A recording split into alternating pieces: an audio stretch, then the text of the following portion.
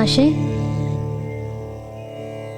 മരിച്ചുപോയവരെ കുറിച്ച് സത്യമായാൽ പോലും അപ്രിയമായത് പറയാൻ പാടില്ല എന്ന് പറയും. പക്ഷേ കഴിഞ്ഞ ദിവസം മാണിക്കുഞ്ഞിന് ശത്രുക്കൾ ആരെങ്കിലും ഉണ്ടോയെന്ന് സാറ് ചോദിച്ചപ്പോൾ ഞാൻ ഒരാളെ വിട്ടുപോയി. ശത്രു എന്ന് പറഞ്ഞുകൂടാ, വിരോധമുള്ള ആള്. ആരായാള്? നേരായ ബന്ധത്തിലല്ലാത്തൊരു മകൻ മാണിക്കുഞ്ഞിനുണ്ട്, മോനിച്ചൻ. വേലക്കാരിയാണെങ്കിലും അമ്മിണി സുന്ദരിയായിരുന്നു. മാണിക്കുഞ്ഞ് അന്ന് ചെറുപ്പം. എപ്പോഴോ നിയന്ത്രണം വിട്ട ആ ബന്ധത്തിൽ അമ്മിണി ഗർഭിണിയായി. വീട്ടുകാരും നാട്ടുകാരും അറിഞ്ഞ് അമ്മിണി വീടിന് പുറത്ത്. അവളൊരു കുഞ്ഞിനെ പ്രസവിച്ചു. അതാണ് മോനിച്ചൻ. മോനിച്ചനിപ്പോ എവിടെ ഉണ്ട്? അമ്മിണിയുടെ മരണശേഷം മോനിച്ചൊരു റേഷൻ കടയൊക്കെ തുടങ്ങി. എന്നിട്ട് മാണിക്കുഞ്ഞ് മരിക്കുന്നതിന് കുറച്ചുനാൾ മുമ്പ് മോനിച്ചനും മാണിക്കുഞ്ഞും പള്ളിയിൽ വെച്ച് എന്തോ ഒന്ന് രണ്ട് പറഞ്ഞ് വഴക്കായി. അതിന്റെ പേരിൽ മാണിക്കുഞ്ഞ് മോനിച്ചനെ ഏതോ കള്ളക്കേസ് കുടുക്കി. പോലീസുകാർ മോനിച്ചനെ കണക്കിന് തല്ലും ചെയ്തു. അന്നവൻ അതിന് പകരം ചോദിക്കുന്നു പറഞ്ഞിരുന്നു. ഈ മോനിച്ചനിപ്പോഴും നാട്ടിലുണ്ടോ? ഉണ്ട്.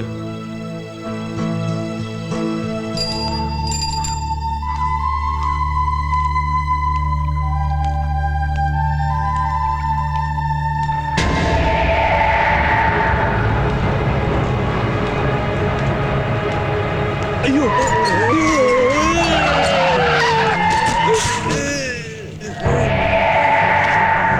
എന്താ അടിയോളി, പേടിച്ചോ? ആ, ഈ ഭാഗത്തൊക്കെ ഒരു തെണ്ടൽ. ഞാൻ ആ പട്ടരെ കണ്ടിട്ടുള്ള വരവാണല്ലേ? എന്തൊക്കെ ശ്രദ്ധിച്ചു അയാളുടെ മുന്നിൽ? രണ്ടെണ്ണം വിട്ടിട്ട് ഇനിയും കയറി വരും തന്റെ വീട്ടില്, അന്നത്തെ പോലെ അത്താഴ സമയത്ത്. പക്ഷേ നേരം പുലർന്നിട്ട് തിരിച്ചു പോരും, ചില്ലറ ജോലിയൊക്കെ കഴിഞ്ഞിട്ട്. എന്താ വരട്ടെ? വേണ്ട, വരണ്ട. ആ എങ്കിൽ പറ, അയാൾ എന്തൊക്കെ ചോദിച്ചു, താൻ എന്തൊക്കെ പറഞ്ഞു? പിന്നെ പറയണോ?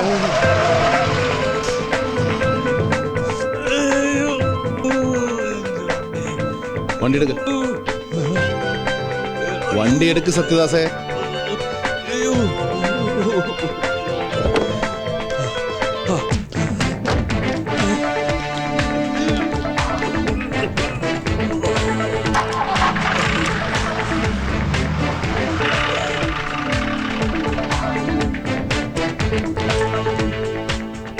അടിയോടി, നേരെ ഇന്ന് റൂറൽ എസ് പി കാണണം. എന്നിട്ട് ഞാൻ തരുന്ന ഈ നമ്പറിൽ എന്നെ വിളിക്കാൻ പറയണം. ബാക്കി കാര്യങ്ങൾ ഞാൻ നേരിട്ട് സംസാരിച്ചോളാം. പേടിക്കണ്ട, ഇനി ഒരു പുഴു പോലും ആ മുറ്റത്ത് കയറില്ല. അടിയോടിയോടൊരു വാക്ക് സംസാരിക്കാൻ ധൈര്യപ്പെടില്ല. ഞാനല്ലേ പറയുന്നേ, ധൈര്യമായിട്ട് പൊക്കോളൂ. പൊക്കോളൂ.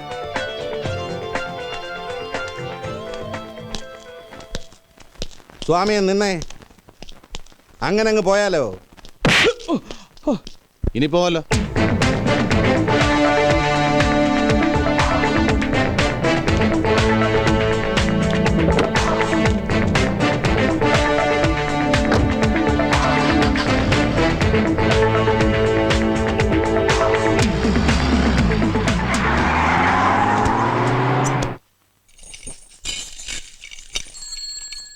മോനിച്ച, മണ്ണെണ്ണ എന്ന് വരും? നാളെ വരും തങ്കമ്മേ, അല്ലെങ്കിൽ മറ്റന്നാ.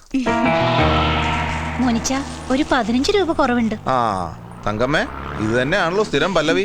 കഴിഞ്ഞ ആഴ്ചയും ബാക്കി വെച്ചു കേട്ടോ. തരാം മോനിച്ച.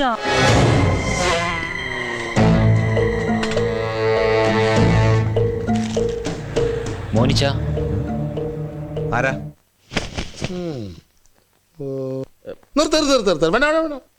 ഒന്നുകൂടി ശരിക്കള. എത്രാമത്തെ പ്രാവശ്യം തളപ്പീരാ തന്റെ ഒടുക്കത്തെ അളപ്പിക്കല്? എന്റെ ഒടുക്കത്തെ അളപ്പല്ല, നിന്റെ അവസാനത്തെ അളപ്പാ. നിന്റെ മുതലാളി ഉണ്ടല്ലോ, ടൈലർ മണി, അവനെ കൊണ്ടുവരും ഞാൻ അളപ്പിക്കും. ടൈലർ മണിയുടെ കടയല്ലേ ഇത്? അതെ. ആരാ മനസ്സിലായില്ല? അതൊക്കെ പറയാം. മണി എവിടെ ഉണ്ടാവും? ഓണക്കാലമല്ലേ, പല പരിപാടികളുണ്ട് മൂപ്പർക്ക്. കൃത്യം പറയാൻ പറ്റില്ല. ചിലപ്പോ പുതിയ ഷോറൂമിന്റെ പണി നടക്കുന്നുണ്ട്, അവിടെ ഉണ്ടാവും. എവിടെയാണ് ഈ പുതിയ ഷോറൂം? കുറച്ച് മുന്നോട്ട് പോയാൽ മതി, ഇടതുവശം. കള്ളാ, കർത്താവേ, ചെകുത്താൻ! മുതലാളി വന്ന ആരും ഒന്നും പറയണം. കള്ളൻ. കള്ളനോ? വെറും കള്ളനല്ല, പഠിച്ച കള്ളൻ. സൂക്ഷിച്ചോ, നിന്റെ മുതലാളി ഉണ്ടല്ലോ മണി, അതിനെ വരെ അടിച്ചോണ്ട് പോകാൻ. മത്തായി കാശവിടെ? കാശോ? ഇത് ലോട്ടറി ടിക്കറ്റ് അല്ലേ? എടാ, ലോട്ടറി തന്നെയാണ് കാശ്. എടാ, അത് ഗുജറാത്ത് സർക്കാരിന്റെ 50 ലക്ഷത്തിന്റെ ലോട്ടറിയാണ്. നാളെ നാളെ നാളെ കേട്ടോ, ഇതടിച്ചാലുണ്ടല്ലോ നീ മുതലാളി, മുതലാളി നിന്റെ തൊഴിലാളി.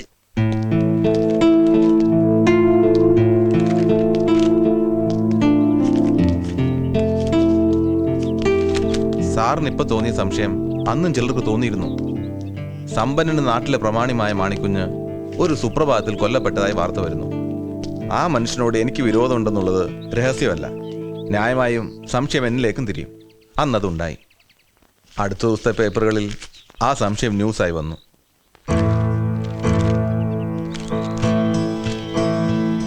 അന്നെന്തോ തോന്നി ഇതൊക്കെ ഞാൻ സൂക്ഷിച്ചതാ. അന്ന് ക്രൈംബ്രാഞ്ചോ CBIയോ ഈ വിഷയത്തെക്കുറിച്ച് നിങ്ങളോടൊന്നും ചോദിച്ചില്ലേ? അന്ന് ക്രൈംബ്രാഞ്ച് നേരിട്ട് ചോദിക്കാതെ നാട്ടുകാരോട് എന്നെ കുറിച്ച് ചോദിച്ചായി പലരും പറഞ്ഞു. തുടർന്ന് കള്ളനെ കെട്ടിയതുകൊണ്ടാവാം. പിന്നെ ആരെയും കണ്ടില്ല. അന്ന് പേപ്പറിൽ വന്ന ന്യൂസിനും സാർ ഇപ്പൊ ചോദിച്ച ചോദ്യങ്ങൾക്കും എനിക്കൊരു ഉത്തരവുള്ളൂ.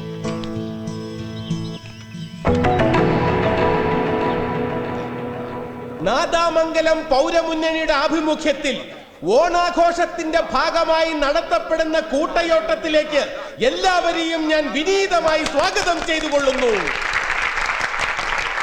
കൈയടിക്ക് നന്ദി. സ്നേഹമുള്ള നാട്ടുകാരെ, സുഹൃത്തുക്കളെ, ഈ കൂട്ടയോട്ടത്തിൽ ഒന്നാമനില്ല, രണ്ടാമനില്ല, ഒടുവിലെത്തുന്നവനില്ല. പങ്കെടുക്കുന്ന എല്ലാവരും വിജയികൾ, എല്ലാവർക്കും പ്രോത്സാഹന സമ്മാനങ്ങൾ. സുഹൃത്തുക്കളെ, കൂട്ടയോട്ടം ആരംഭിക്കാൻ പോവുകയാണ്. Get ready. 1 2 3 4 സ്റ്റാർട്ട്. കൈയടിക്കൂ.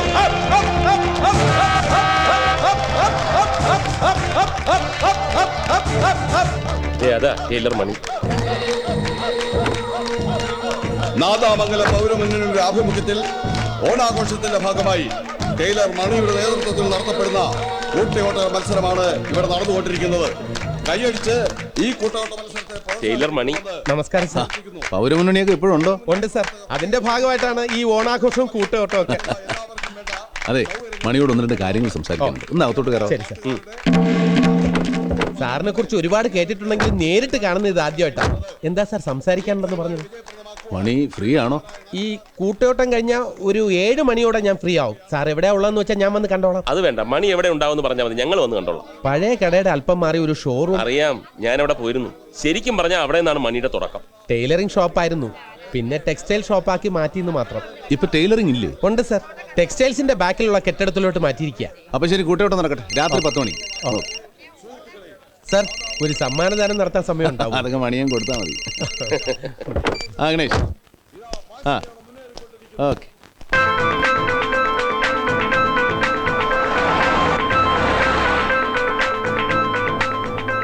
നിങ്ങളും മാണിക്കുഞ്ഞ് തമ്മിൽ പള്ളിയിൽ വെച്ച് വഴക്കുണ്ടായി. അതിനുശേഷം നിങ്ങളെ അയാളൊരു കള്ളക്കേസിൽ കുടുക്കി. ഓ സാർ, പോലീസുകാർ എന്നെ തല്ലി ചതച്ചു. അപ്പോ ന്യായമായിട്ടും നിങ്ങൾക്ക് അയാളോട് വൈരാഗ്യം ഉണ്ടായി? ഉണ്ടായിരുന്നു സാർ. തന്നോട് കടുത്ത വിരോധമുള്ള ഒരാൾക്ക് മാണിക്കുഞ്ഞ് ഇതുപോലുള്ള ചെക്ക്, അതും ബ്ലാങ്ക് ചെക്ക്, ഇനി ഏത് രീതിയിലായാലും കൊടുക്കൂ? വിശ്വസിക്കാൻ ബുദ്ധിമുട്ടുണ്ട്, അതാ ചോദിക്കുന്നത്. ഇതൊരു കുറ്റബോധത്തിൽ നിന്നുണ്ടായ പരിഹാരമാണ് സാർ. അദ്ദേഹത്തിന്റെ കുടുംബം മുഴുവൻ ഒരു ആക്സിഡന്റിൽപ്പെട്ട് ഒരുപക്ഷെ അതെന്റെ അമ്മയുടെ ശാപമാണെന്ന് തോന്നലിന്റെ പ്രായച്ചിത്തമായിരിക്കാം.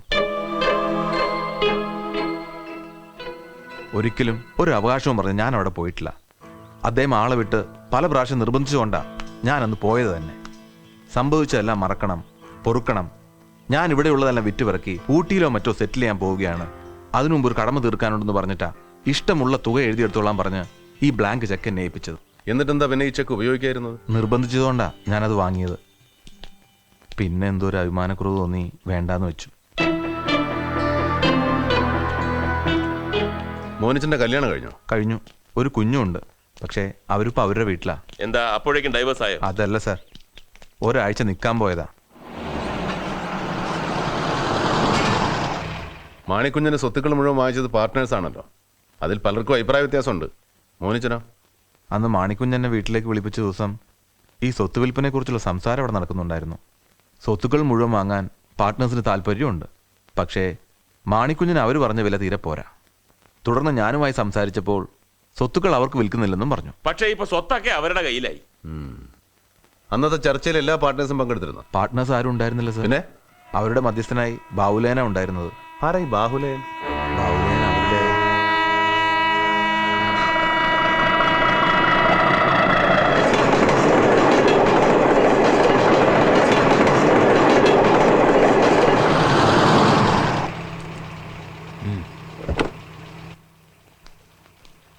ശരി സാർ. ശരി.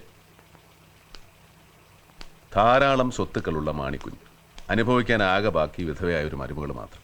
പിന്നെയുള്ളതാ ഇല്ലീഗലാണെങ്കിലും സ്വന്തം രക്തത്തിൽ പറഞ്ഞ ഈ മകൻ. ബ്ലാങ്ക് ചെക്കിന് പകരം എന്തെങ്കിലും സ്വത്ത് എഴുതി വെച്ചുകൂടായിരുന്നോ? അതിപ്പോ സ്വത്താവുമ്പം മകൻ സ്വീകരിച്ചെങ്കിലോ? ചെക്കായതുകൊണ്ടല്ലേ അഭിമാനക്കുറവുണ്ടായത്. അച്ഛൻ ചെക്ക് വെച്ചതാണോ മകൻ അച്ഛനിട്ട് ചെക്ക് വെച്ചതാണോ ആർക്കറിയാം സാർ.